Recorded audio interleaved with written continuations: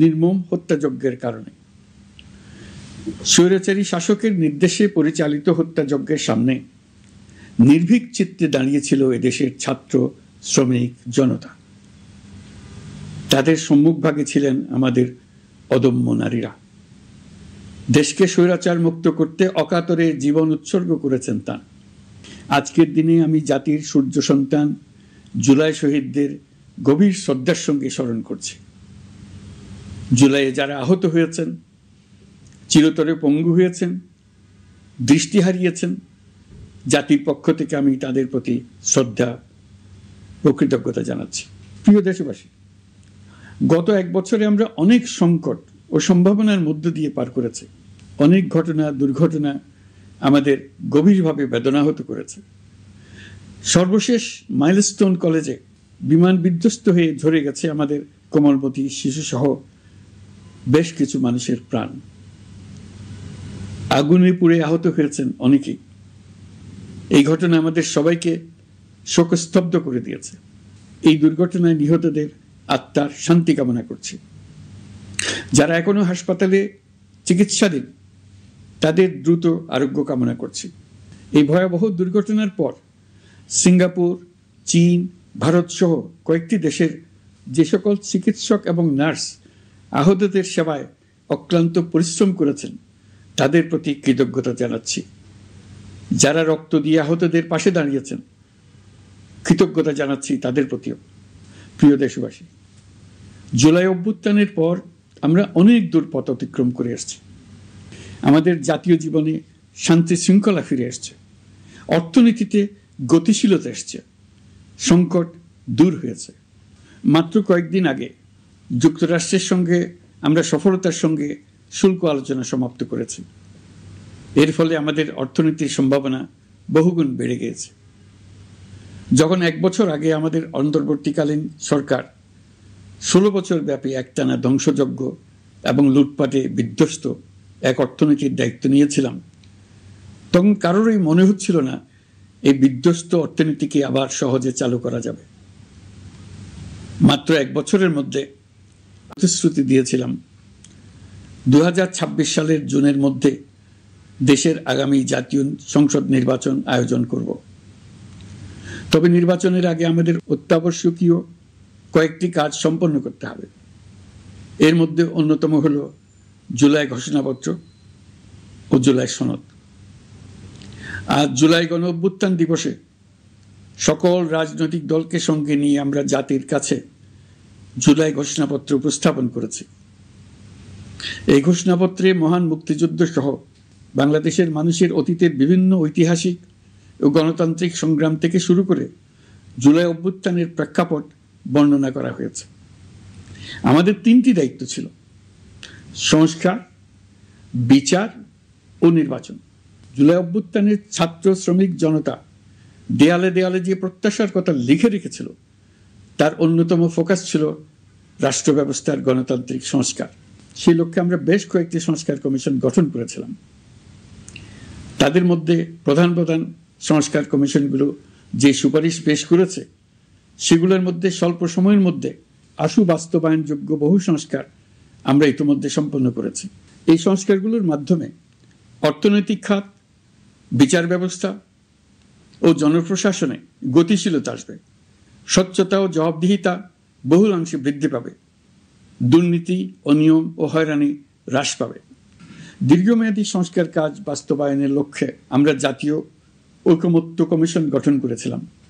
এই কমিশনে 30টিরও অধিক রাজনৈতিক দল ও জোট স্বতঃস্ফূর্তভাবে অংশগ্রহণ করেছে, তাদের মতামত দিয়েছে। প্রাথমিক পর্যায়ে ঐকমত্য কমিশন 166টি সুপারিশ নিয়ে 30টির বেশি রাজনৈতিক দলের সঙ্গে প্রায় 2 মাস ধরে দলগত ও জোটগতভাবে আলোচনা করেছিল। এই প্রক্রিয়ায় যেসব বিষয়ে রাজনৈতিক দলগুলোর মধ্যে ঐকমত্য প্রতিষ্ঠিত হয়েছিল সেগুলো বাদ দিয়ে কমিশনের পক্ষ থেকে 19টি মৌলিক সংস্কারের বিষয় চিহ্নিত করা হয়। দ্বিতীয় পর্যায়ে 23 দিন ধরে আলোচনা শেষে 19টি বিষয়ের বেশিরভাগ ক্ষেত্রেই ঐকমত্য প্রতিষ্ঠা করা সম্ভব হয়েছে, যদিও কয়েকটি ক্ষেত্রে কিছু কিছু রাজনৈতিক দলের নোট অফ ডিসেন্ট রয়েছে। সংস্কারের ক্ষেত্রে আমরা আমাদের লক্ষ্যে পৌঁছাতে পেরেছি। ঐকমত্য কমিশনের পরিচালনায় দেশের সকল রাজনৈতিক দল মিলে দীর্ঘদিন ধরে প্রতিনিয়ত আলাপ আলোচনার ভিত্তিতে জুলাই সনদ চূড়ান্ত হওয়ার পর্যায়ে এসছে। জুলাই সনদ একটি ঐতিহাসিক অর্জন। এটা শুধু আমাদের রাজনৈতিক ইতিহাসে নয়, বৃহত্তর পরিমণ্ডলের রাজনৈতিক ইতিহাসেও স্মরণীয় হয়ে থাকবে। দলিল তো স্মরণীয় হয়ে থাকবেই, এটা রচনার প্রক্রিয়াও স্মরণীয় হয়ে থাকবে। এই দলিল প্রণয়নের জন্য আমি সকল রাজনৈতিক দলের নেতৃবৃন্দকে এবং ঐকমত্য কমিশনের সদস্যবৃন্দকে, বিশেষ করে এই উদ্যোগের নেতৃত্ব দানকারী প্রফেসর আলী রিয়াজকে জাতির পক্ষ থেকে অশেষ কৃতজ্ঞতা ও ধন্যবাদ জানাচ্ছি। রাজনৈতিক দলের প্রতিনিধিরা অত্যন্ত সৌহার্দ্যপূর্ণ পরিবেশে আলোচনায় অংশ নিয়েছেন। মতপার্থক্য থাকা সত্ত্বেও সকল রাজনৈতিক দলের মধ্যে ঐকমত্য তৈরির চেষ্টা ছিল। আমরা আশা করছি এই ঐকমত্যের ভিত্তিতে অচিরে রাজনৈতিক দলগুলি জুলাই সনদে স্বাক্ষর করবে এবং এর বাস্তবায়নেও ঐকমত্যে পৌঁছাবে। জুলাই সনদ বাংলাদেশে সুষ্ঠুভাবে ক্ষমতা হস্তান্তর, জবাবদিহিমূলক রাষ্ট্রীয় প্রতিষ্ঠানগুলোর স্বাধীনতা ও সক্ষমতা, নাগরিক অধিকারের সত্যিকারের বাস্তবায়ন, রাষ্ট্রীয় সম্পদ ও সামর্থ্যের ব্যবস্থাপনা নিশ্চিত করবে। আমাদেরকে নিশ্চিত করতে হবে ভবিষ্যতের কোনো সরকারই যেন আর ফ্যাসিস্ট হয়ে উঠতে না পারে। রাষ্ট্রকে এমনভাবে মেরামত করতে হবে যাতে কখনো কোথাও ফ্যাসিবাদের লক্ষণ পাওয়া গেলেই সেটিকে যেন তাৎক্ষণিকভাবে সেখানেই নির্মূল করা যায়, আর যেন 16 বছরের জন্য অপেক্ষা করতে না হয়, বহু মানুষকে প্রাণ দিতে না হয়, আমাদের যেন আরেকটি গণ অভ্যুত্থানের প্রয়োজন না হয়। জুলাই আগস্টের মানবতা বিরোধী অপরাধ মামলায় বিচার কাজ দৃঢ়ভাবে এগিয়ে চলেছে। বিচারের আনুষ্ঠানিক শুনানি পর্বও শুরু হয়েছে। ইতিহাসের নির্মম হত্যাযজ্ঞে যারা জড়িত তাদের বিচার এদেশের মাটিতে হবেই। বিচার প্রক্রিয়া ও এর ফলাফল ক্রমান্বয়ে মানুষের কাছে প্রকাশিত হতে থাকবে। বিচারের পুরো প্রক্রিয়া দেশবাসীর কাছে স্বচ্ছ ও দৃশ্যমান রাখা হচ্ছে। এবার আমাদের সর্বশেষ দায়িত্ব পালনের পালা, নির্বাচন অনুষ্ঠান। আজ এই মহান দিবসে আপনাদের সামনে এই বক্তব্য রাখার পর থেকেই আমরা আমাদের সর্বশেষ এবং সবচেয়ে গুরুত্বপূর্ণ অধ্যায়ে প্রবেশ করব। আমরা এবার একটা নির্বাচিত সরকারের কাছে দায়িত্ব হস্তান্তরের প্রক্রিয়া শুরু করব। অন্তর্বর্তী সরকারের পক্ষ থেকে আমি প্রধান নির্বাচন কমিশনারের কাছে চিঠি পাঠাবো যেন নির্বাচন কমিশন আগামী রমজানের আগে 2026 সালের ফেব্রুয়ারি মাসে জাতীয় নির্বাচন অনুষ্ঠানের আয়োজন করেন। আপনারা সকলেই দোয়া করবেন যেন সুন্দরভাবে নির্বাচন অনুষ্ঠান করে এদেশের সকল নাগরিক একটি নতুন বাংলাদেশ গড়ার কাজে সফলভাবে এগিয়ে যেতে পারে। আমরা সরকারের পক্ষ থেকে এই নির্বাচন যাতে সুষ্ঠু, শান্তিপূর্ণ এবং উৎসবমুখরভাবে সম্পন্ন করা যায় সেজন্য সকল প্রকার সাহায্য সহযোগিতা প্রদান করব। এবারের নির্বাচন যেন আনন্দ উৎসবের দিক থেকে, শান্তি শৃঙ্খলার দিক থেকে, ভোটার উপস্থিতির দিক থেকে, সৌহার্দ্য ও আন্তরিকতার দিক থেকে দেশের ইতিহাসে স্মরণীয় হয়ে থাকে। সেই জন্য সকল আয়োজন সম্পন্ন করতে আগামীকাল থেকে আমরা সকলেই মানসিক প্রস্তুতি ও প্রাতিষ্ঠানিক আয়োজন শুরু করব। নির্বাচনে ভোটারদের সম্পর্কে দুই একটা কথা বলতে চাই। এবার আমরা প্রবাসী ভোটারদের ভোট দেওয়ার আয়োজন নিশ্চিত করতে চাই। অর্থনৈতিক দিক থেকে সম্পূর্ণ বিধ্বস্ত বাংলাদেশ যে আবার দ্রুত ঘুরে দাঁড়াতে পেরেছে তার বড় কারণ হলো আমাদের রেমিটেন্স যোদ্ধাদের ঐতিহাসিক অবদান। নির্বাচনে তাদের অংশগ্রহণ নিশ্চিত করার জন্য নির্বাচন কমিশন প্রস্তুতি নিচ্ছে। নারী ভোটাররা যেন দেশের সর্বত্র নির্দ্বিধায় আনন্দোৎসাহ সহকারে তাদের ভোট দিতে পারে এটা নিশ্চিত করতে চাই। এবার যেন কেন্দ্রে কেন্দ্রে নারী ভোটারদের ঢল নামে, আমরা সেই লক্ষ্যে সমস্ত ব্যবস্থা গ্রহণ করব। দেশের মানুষের ভোটাধিকার কেড়ে নেবার কারণে গত 15 বছর ধরে নাগরিকবৃন্দ ভোট দিতে পারেনি। এবারের নির্বাচনে আমরা আমাদের বকেয়া আনন্দ সহ মহা আনন্দে ভোট দিতে চাই। এবারের নির্বাচনে জীবনে প্রথমবার ভোট দিতে যাবে এরকম ভোটাররা নানা উৎসবের মধ্য দিয়ে ভোট কেন্দ্রে যাবে, তাদের এই দিনটি স্মরণীয় করে রাখার জন্য। এর মধ্যে নতুন নারী ভোটার থাকবে, নতুন পুরুষ ভোটার থাকবে। এর মধ্যে এমন ভোটার থাকবে যারা 15 বছর আগে থেকেই ভোট দিতে পারত, কিন্তু জীবনে একবারও ভোট দিতে পারেনি। এর মধ্যে আসবে যারা 10 বছর আগে, 5 বছর আগে ভোট দিতে পারত কিন্তু পারেনি। আর আসবে ভাগ্যবান ও ভাগ্যবতীর দল, যারা এই প্রথমবার ভোটার হওয়ার যোগ্যতা লাভ করলো এবং সঙ্গে সঙ্গে ভোট দেওয়ার সুযোগও পেয়ে গেল। নির্বাচনের দিনকে আমরা ঈদের উৎসবের মতো করতে চাই। এবারের ভোটের আনন্দ থাকবে সবার মধ্যে। আপনারা সবাই বাচ্চা কাচ্চাদের নিয়ে ভোট কেন্দ্রে যাবেন। নাগরিক অধিকার প্রয়োগের মহা আনন্দ পরবর্তী বংশধরদের কাছে তুলে ধরার জন্য এখন থেকে প্রতিদিন আলাপ আলোচনা করুন। আপনার এলাকায় ভোটদান ব্যবস্থা কেমন হলে সুন্দর হয়, কেমন হলে আনন্দমুখর হয়, সেটা আগে থেকে ঠিক করার জন্য। নতুন বাংলাদেশ গড়ার কাজের ভিত্তি রচনা হবে এবারের নির্বাচনে। তার জন্য প্রস্তুতি নিন। প্রিয় দেশবাসী, দেশের ইতিহাসে এখন পর্যন্ত যতগুলো বড় সংঘাত, সহিংসতার ঘটনা ঘটেছে, তার সবগুলোর নেপথ্য কারণ ছিল ত্রুটিপূর্ণ নির্বাচন। ত্রুটিপূর্ণ নির্বাচনের মধ্য দিয়ে কোনো দল যদি গায়ের জোরে নির্বাচিত হয়ে ক্ষমতায় আসে, তার চূড়ান্ত পরিণতি কি, তার জুলাই অভ্যুত্থান আমাদের দেখিয়ে দিয়েছে। আমরা ইতিহাসের কলঙ্কিত কোনো অধ্যায়ের পুনরাবৃত্তি আর করতে চাই না। আপনারা প্রত্যেকেই অবগত আছেন, একটা গোষ্ঠী নির্বাচনকে বাধাগ্রস্ত করার জন্য উন্মুখ হয়ে আছে। তারা দেশের গণতান্ত্রিক অগ্রযাত্রাকে ব্যাহত করতে দেশের বাইরে বসে ভেতরে থেকে নানা অপচেষ্টায় লিপ্ত রয়েছে। আমাদেরকে অবশ্যই খেয়াল রাখতে হবে তারা যেন নির্বাচনকে সংঘাতময় করে তোলার কোনো রকমের সুযোগ না পায়। মাথায় রাখবেন, পরাজিত শক্তি নির্বাচনের আগ পর্যন্ত বারবার মাথাচাড়া দিয়ে ওঠার চেষ্টা করবে, কিন্তু একটি অবাধ, সুষ্ঠু, নিরপেক্ষ নির্বাচন সফলভাবে আয়োজন করা গেলে অপশক্তির পরাজয় চূড়ান্ত হবে। নির্বাচন সংক্রান্ত বিষয়ে প্রতিনিয়ত পরামর্শ নেওয়ার জন্য আমরা প্রযুক্তির সাহায্য নেব। এই জন্য একটি অ্যাপ তৈরির উদ্যোগ নিচ্ছি। দ্রুত এই অ্যাপটি চালু হবে। আপনারা আপনাদের সকল পরামর্শ, সকল মতামত, সকল আশঙ্কা এবং উদ্যোগের কথা এই অ্যাপের মাধ্যমে আমাদেরকে জানাবেন। আমরা তা যথাযথ কর্তৃপক্ষকে জানিয়ে দেব, সমস্যা সমাধানের জন্য ব্যবস্থা নেব।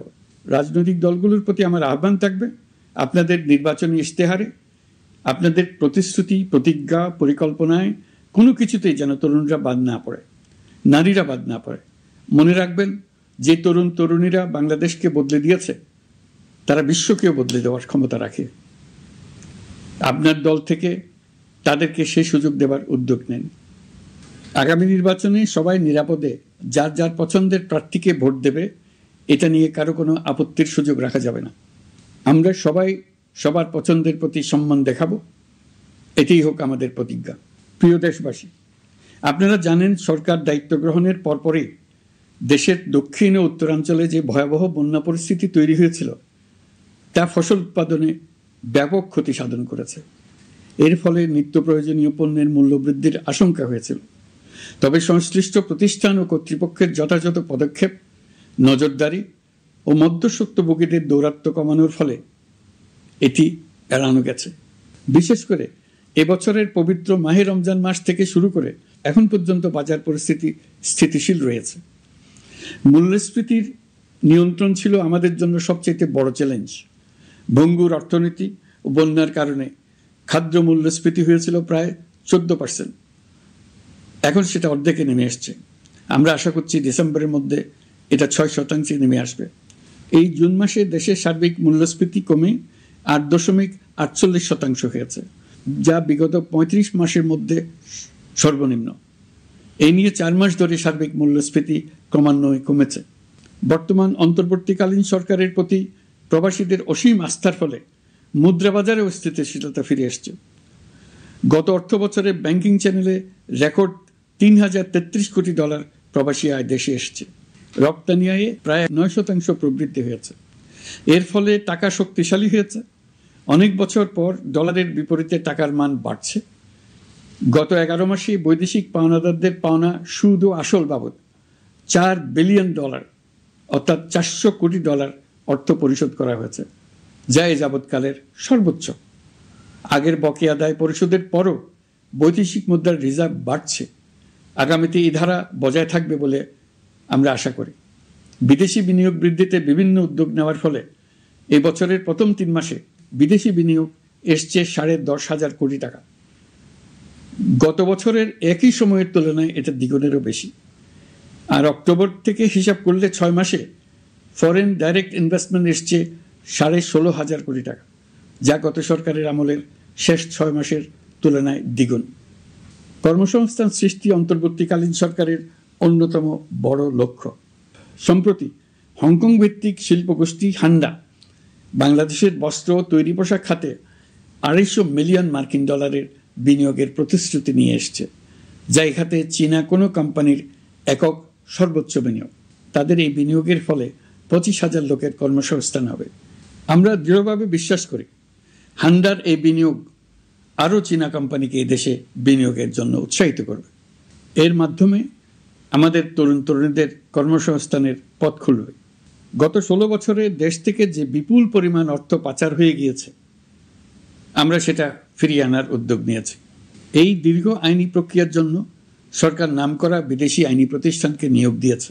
যথাযথ আইনি পদক্ষেপের ফলে বিশ্বের বিভিন্ন দেশে ফেসিবাদী দুর্বৃত্তরা যে অর্থ সম্পদের পাহাড় গড়েছে তার কিছু কিছু ইতিমধ্যে জব্দ হয়েছে।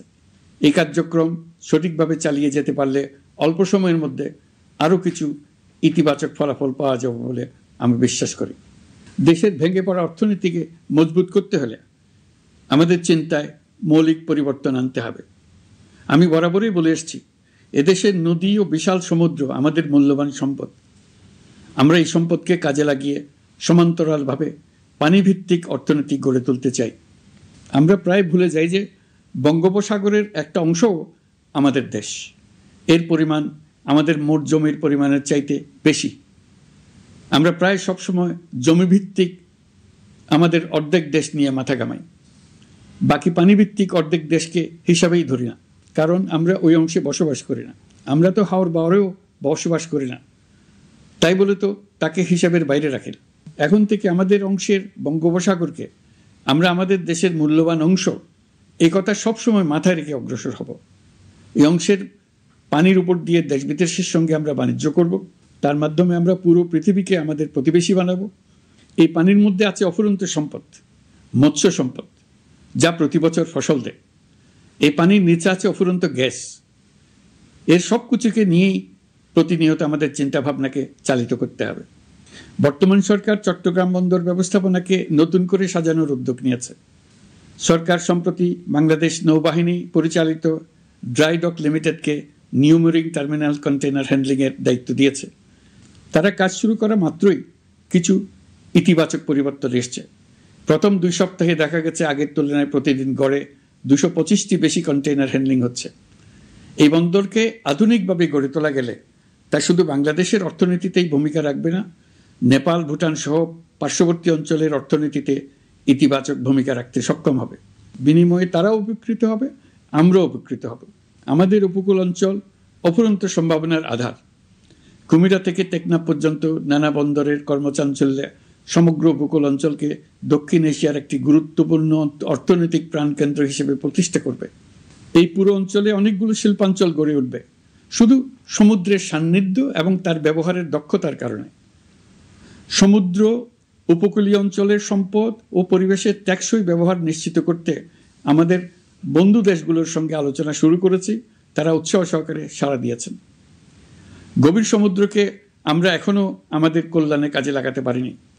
একে কেন্দ্র করে আমরা মাছ পালন, আহরণ ও প্রক্রিয়াজাতকরণের শিল্প গড়ে তুলতে কাজ শুরু করেছি। এতে করে লক্ষ লক্ষ মানুষের কর্মসংস্থান হবে, আমাদের অর্থনীতি নতুন শক্তিতে বলীয়ান হবে। প্রিয় দেশবাসী, প্রবাসী বাংলাদেশিদের জন্য ভিসা সংক্রান্ত জটিলতা দূর করতে আমরা গভীরভাবে কাজ করে যাচ্ছি। বাংলাদেশি নাগরিকদের জন্য আরব আমিরাত পুনরায় ভিসা চালু করেছে। মালয়েশিয়া কর্তৃপক্ষ বাংলাদেশি কর্মীদের জন্য প্রথমবারের মতো মাল্টিপল এন্ট্রি ভিসা চালু করেছে। অন্যান্য দেশের সঙ্গেও ভিসা জটিলতা কীভাবে কমিয়ে আনা যায় এ নিয়ে আমরা কাজ করে যাচ্ছি। আগামী 5 বছরে জাপানে অন্তত 1 লক্ষ বাংলাদেশি তরুণদের পাঠানোর প্রস্তুতি শুরু করেছে। তরুণদের সেখানে পাঠানোর জন্য বিশেষ প্রশিক্ষণ, অন্যান্য ব্যবস্থাও আমরা নিতে শুরু করেছি। এর পাশাপাশি আমরা ইতালি, দক্ষিণ কোরিয়া, সার্বিয়া সহ বিভিন্ন দেশে দক্ষ কর্মীদের পাঠানোর উদ্যোগ নিয়েছে।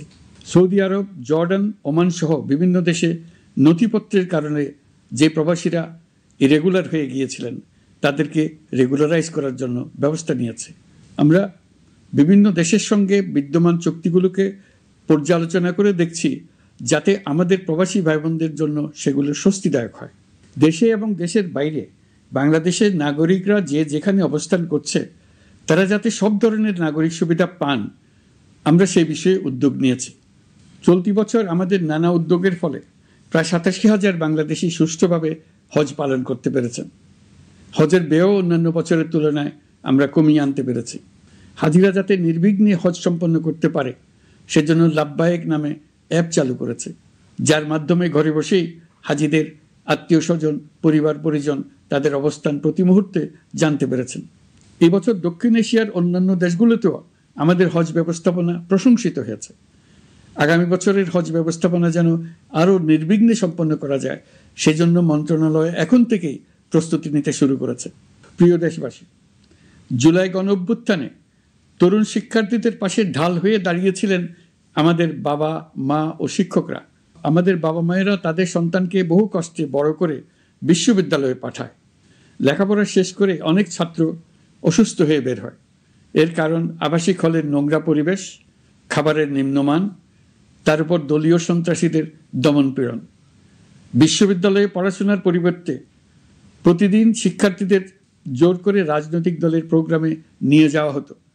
প্রশাসন ও শিক্ষকরা সবই জানতেন, অথচ কেউ এটি থামাতে পারেননি, চেষ্টাও করেননি। কারণ শিক্ষকদের একটি বড় অংশ প্রমোশনের জন্য, সুবিধার জন্য দলীয় রাজনীতিতে জড়িত ছিলেন, নিপীড়কের ভূমিকায় ছিলেন। প্রতিটি বিশ্ববিদ্যালয়ের আবাসিক হলগুলোতে দলীয় সন্ত্রাসীদের নিয়ন্ত্রণ আর অমানসিক নির্যাতন চলত। সেখানে গড়ে তোলা হয়েছিল টর্চার সেল। অন্তর্বর্তী সরকার প্রতিশ্রুতিবদ্ধ যে আমরা আর কখনো শিক্ষা প্রতিষ্ঠানগুলোকে এমন কোনো রাজনীতি দ্বারা কলুষিত হতে দেব না যা পড়াশোনার পরিবেশ নষ্ট করে, তরুণদের জীবন ধ্বংস করে। বাবা মায়েদের যেন সন্তানকে বিশ্ববিদ্যালয়ে পড়তে পাঠিয়ে আর কখনো শঙ্কায় থাকতে না হয়। বর্তমান সরকার দায়িত্ব গ্রহণের পরপরই শিক্ষা ব্যবস্থার উন্নতির জন্য ধারাবাহিকভাবে পরামর্শ কমিটির সঙ্গে বৈঠক করেছে, বিভিন্ন উদ্যোগ হাতে নিয়েছে। বিদ্যালয়গুলোতে শিক্ষার মান কিভাবে বাড়ানো যায় সে বিষয়ে বিভিন্ন উদ্যোগ নেওয়া হচ্ছে। সরকার কিছুদিন আগে সারা দেশের সরকারি প্রাথমিক বিদ্যালয়ের সব প্রধান শিক্ষকের বেতনের গ্রেড এক ধাপ বাড়িয়ে 10ম গ্রেড করার সিদ্ধান্ত নিয়েছে।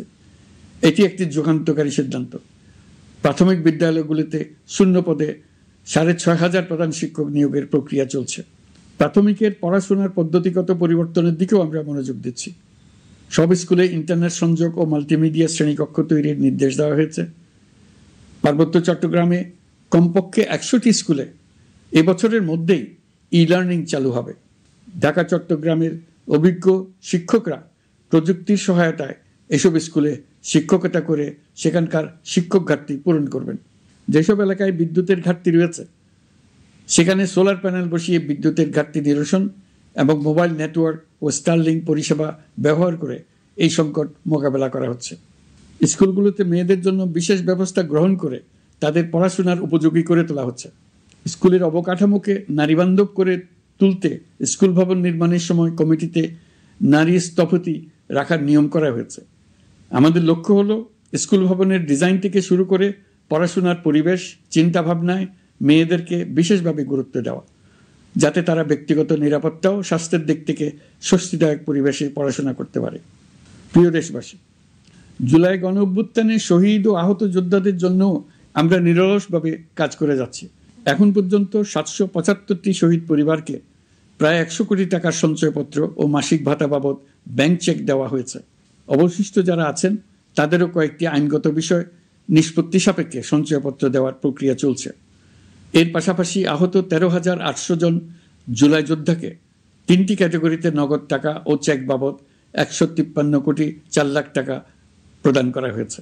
78 জন অতি গুরুতর আহত জুলাই যোদ্ধাকে সিঙ্গাপুর, থাইল্যান্ড, তুরস্ক এবং রাশিয়ার উন্নত চিকিৎসার জন্য পাঠানো হয়েছে এবং চিকিৎসা ব্যয় বাবদ এ পর্যন্ত প্রায় 100 কোটি টাকা ব্যয় হয়েছে।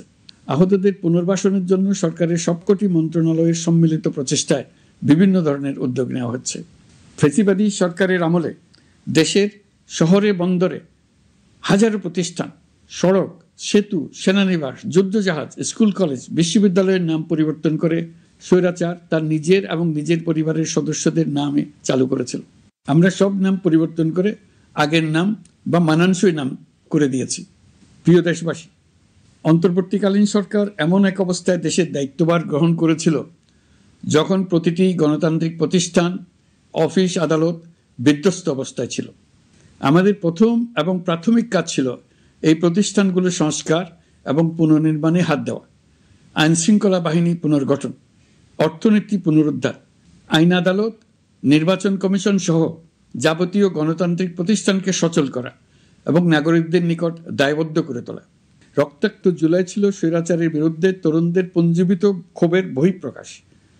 16 বছর ধরে সরকারের স্বৈরাচারী আচরণের বিরোধিতা করে যতগুলো আন্দোলন হয়েছে, প্রতিটিতেই দলীয় সন্ত্রাসীরা অস্ত্র হাতে আন্দোলনকারীদের আক্রমণ করেছে। প্রতিটি আন্দোলনকেই দমন করার জন্য দলীয় সন্ত্রাসীরা সর্বোচ্চ আঘাত করেছে, যেখানে আইনশৃঙ্খলা বাহিনীকেও অংশ নিতে নির্দেশ দেওয়া হয়েছে অথবা দাঁড়িয়ে দর্শকের ভূমিকায় থাকতে বলা হয়েছে। একটি স্বাধীন বিচার বিভাগের জন্য অন্তর্বর্তী সরকার সংস্কার কাজ হাতে নিয়েছে।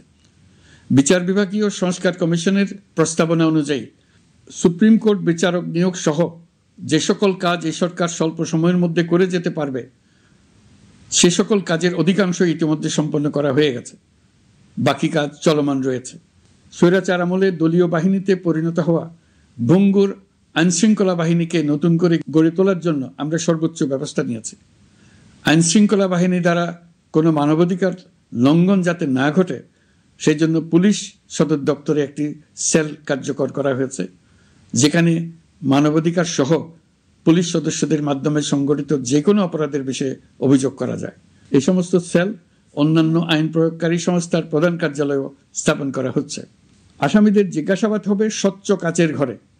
হাজতখানায় বন্দীদের মানবিক সেবা নিশ্চিত করা হবে।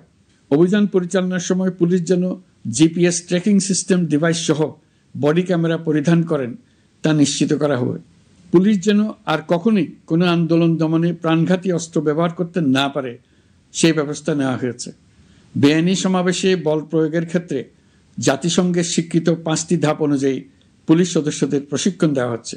সব মিলিয়ে স্বরাষ্ট্র মন্ত্রণালয়ের পুলিশ সংস্কার কমিশনের প্রস্তাব অনুযায়ী 16টি সংস্কার কাজ সম্পন্ন হয়েছে। আরও 43টি সংস্কার কাজ সমাপ্ত হওয়ার পথে। দেওয়ানি আইন, নারী ও শিশু নির্যাতন দমন আইন সহ বিভিন্ন আইনগত সংস্কার সম্পন্ন হয়েছে। সম্প্রতি সরকার ফৌজদারি কার্যবিধি সংশোধন অধ্যাদেশ 2025 অনুমোদন করেছে। এর ফলে এখন থেকে কোনো ব্যক্তিকে আটকের পর 12 ঘন্টার মধ্যে যত দ্রুত সম্ভব পরিবারকে জানাতে হবে। আটককৃত ব্যক্তিকে আইনজীবীর সঙ্গে সাক্ষাতের সুযোগ দিতে হবে। গ্রেপ্তারকৃত ব্যক্তি রিমান্ডের পর অসুস্থ বা আহত হলে তাকে ডাক্তার কর্তৃক পরীক্ষা করতে হবে এবং আঘাতের কারণ নিশ্চিত হতে হবে। তার প্রয়োজনীয় চিকিৎসা দিতে হবে। এক্ষেত্রে পুলিশের দায় থাকলে আইনি ব্যবস্থা নেওয়ার বিধান যুক্ত করা হয়েছে। এই আইনের ফলে গ্রেফতার ও আটক নিয়ে মানুষের হয়রানি অনেক কমে আসবে। পুলিশের জবাবদিহিতা বাড়বে এবং বিচারের কাজ দ্রুততর হবে। পুলিশ সংস্কার কমিশনের সুপারিশ ছিল কোনো ব্যক্তি থানায় জিডি করতে গেলে অবশ্যই তা গ্রহণ করতে হবে। জিডি গ্রহণ করা ছাড়া থানা থেকে কোনো ব্যক্তিকে ফিরিয়ে দেওয়া যাবে না। এই সুপারিশের ভিত্তিতে সরকার সিদ্ধান্ত নিয়েছে দেশের সব থানায় অনলাইনে জিডি করা যাবে। এখন থানায় জিডি না নেওয়ার আর কোনো অভিযোগ থাকবে না। গণতান্ত্রিক চর্চার অন্যতম প্রধান শর্ত গণমাধ্যমের স্বাধীনতা। অতীত ইতিহাসের দিকে তাকালে দেখা যায় মুক্ত সাংবাদিকতার ক্ষেত্রে প্রথম এবং সবচেয়ে বড় বাধা হিসেবে কাজ করেছে সরকার। অন্তর্বর্তী সরকার এইসব বাধা অপসারণে বিভিন্ন উদ্যোগ নিয়েছে। আমরা সমালোচনাকে উন্মুক্ত করে দিয়েছি। যে কেউ চাইলেই যে কোনো মাধ্যমে, সেটা মূলধারার গণমাধ্যম হোক কিংবা সামাজিক যোগাযোগ মাধ্যমেই হোক, সরকারের সমালোচনা করতে পারছেন। এমনকি রাষ্ট্রীয় গণমাধ্যমেও সরকারের সমালোচনা করা যাচ্ছে। নিকট অতীতে যা ছিল অকল্পনীয়। সাংবাদিকদের জবাবদিহিতা নিশ্চিত করার জন্য সরকার ইতিমধ্যে প্রেস কাউন্সিল পুনর্গঠন করেছে। আপনারা জানেন, সামাজিক যোগাযোগ মাধ্যমে প্রতিদিন বিপুল পরিমাণ গুজব ও অপতথ্য ছড়িয়ে পড়ছে। দেশকে অস্থিতিশীল করতে হাতিয়ারে পরিণত হয়েছে গুজব। অপতথ্য মোকাবেলা করার জন্য সাংবাদিকদের সক্ষমতা বাড়াতে বিভিন্ন ধরনের প্রশিক্ষণের ব্যবস্থা নেওয়া হচ্ছে। স্বৈরাচারী সরকার আমলে সাংবাদিকতার ক্ষেত্রে বড় বাধা ছিল ডিজিটাল নিরাপত্তা আইন, যা পরে সাইবার নিরাপত্তা আইন রূপে আবির্ভূত হয়েছিল। আমরা এই আইনটি বাতিল করেছি। এই আইনের অধীনে সাংবাদিকদের বিরুদ্ধে করা সব মামলা বাতিল করা হয়েছে। সংবাদ মাধ্যমের স্বাধীনতা নিশ্চিতকরণে এটি একটি বড় অগ্রগতি। নতুন যে আইন প্রণীত হয়েছে তাতে আগের আইনের নিবর্তনমূলক 9টি ধারা বাদ দেওয়া হয়েছে। আগের আইনের আওতায় করা 95% মামলায় এসব ধারায়। আমরা বিশ্বাস করি নতুন আইন প্রণয়নের পর সাংবাদিকদের আইনি হয়রানি বন্ধ হবে। গত বছর মানুষের প্রতিবাদকে স্তব্ধ করে দিতে ফ্যাসিবাদী সরকার ইন্টারনেট বন্ধ করে দিয়েছিল, যাতে গোপনে তারা দমন নিপীড়ন হত্যাকাণ্ড চালাতে পারে। অন্তর্বর্তী সরকার সাইবার সুরক্ষা আইন সংশোধন করে নতুন অধ্যাদেশে প্রথমবারের মতো ইন্টারনেটকে মৌলিক অধিকার হিসেবে অন্তর্ভুক্ত করেছে। সম্প্রতি আন্তর্জাতিক bandwidth real time internet traffic পরিবহনে 4 টেরাবাইট সেকেন্ডের মাইলফলক অতিক্রম করেছে বাংলাদেশ সাবমেরিন কেবলস পিএলসি। বাংলাদেশে ইন্টারনেট সেবার মান ভালো করতে সরকারের পক্ষ থেকে সর্বোচ্চ উদ্যোগ নেওয়া হয়েছে। প্রিয় দেশবাসী, আপনাদের আহ্বানে একটি ঐতিহাসিক সন্ধিক্ষণে আমরা দায়িত্বভার গ্রহণ করেছিলাম। জুলাই অভ্যুত্থানের সৃষ্ট নতুন বাংলাদেশের যে অভূতপূর্ব সম্ভাবনা জাগ্রত হয়েছে তাকে এগিয়ে নিতে আপনারা আমাদেরকে দায়িত্ব দিয়েছিলেন। গত 12 মাস ধরে আপনাদের সবাইকে সাথে নিয়ে জুলাইয়ের দাবি পূরণের চেষ্টা করে যাচ্ছি। আসুন আজ জুলাই গণ অভ্যুত্থান দিবসে প্রতিজ্ঞাবদ্ধ হয়ে এই জাতিকে আমরা আর কখনো বিভক্ত হতে দেব না। আমরা সকল নাগরিকের প্রতি মর্যাদাশীল থাকব, তিনি যেই পরিচয়েরই হন না কেন। আমরা দৈনন্দিন জীবনে নানা ঘাত প্রতিঘাতে সাময়িকভাবে যদি পথভ্রষ্ট হয়েও পড়ি, প্রতি বছর জুলাই আমাদেরকে নতুন করে ঐক্যবদ্ধ হতে শক্তি যোগাবে। জুলাই তরুণদের উসিলায় জাতির আত্ম আবিষ্কারের মাস, ভুল ভ্রান্তি শুধরে নেবার মাস, গর্তে পড়ে যাওয়ার প্রবণতা থেকে নিজেদেরকে রক্ষা করার মাস। জুলাই গ্রামে গঞ্জে, সরকারি বেসরকারি স্কুল কলেজে, বিশ্ববিদ্যালয়ে, ফসলের মাঠে, ঘরে বাড়িতে কিশোর কিশোরী তরুণ তরুণীদের কাছ থেকে তাদের আকাঙ্ক্ষাগুলো জেনে নেওয়ার মাস। নির্বাচন আসছে। যদি আপনি আপনার নির্বাচনী এলাকা থেকে দূরে বসবাস করেন, তবে এখন থেকে নিয়মিত নির্বাচনী এলাকা পরিদর্শন করুন, যাতে সেরা ব্যক্তিকে নির্বাচিত করতে আপনি প্রস্তুত হতে পারেন। যাদের তাজা রক্তের বিনিময়ে আমরা আমাদের এই অতি মূল্যবান অধিকার ফিরে পেলাম, ভোটটা দেওয়ার